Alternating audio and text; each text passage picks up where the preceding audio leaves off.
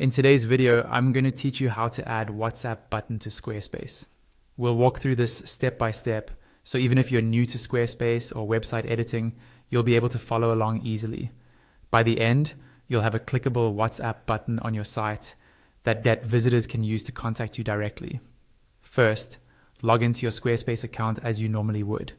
Once you're on your dashboard, look toward the top right of the screen and click on Edit Site. This will open a larger preview of your website so you can make changes. Now, at the top left of this preview, you'll see another edit option. Click that to open the full site editor, where you can start adding and arranging content. Inside the site editor, navigate to the page and section where you want your WhatsApp button to appear. This might be your homepage, a contact page, or even a specific section like your footer. Hover your mouse over the area until you see the option to add a block. Click that, and a small panel will appear with different types of content blocks you can add. From this panel, select the button block.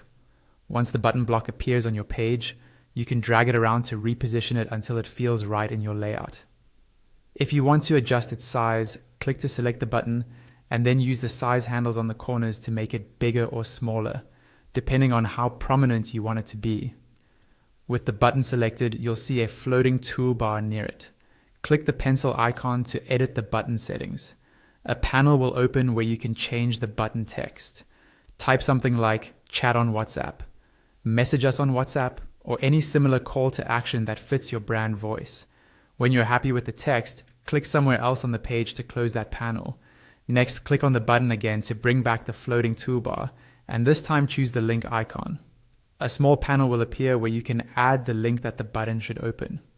Here, enter the WhatsApp link in this format: http://ua.noi followed by your full WhatsApp number. After entering the link, you can also enable the option to open the link in a new tab so visitors don't lose your website when they click it. Once that's done, your WhatsApp button is ready. Save your changes and you're all set.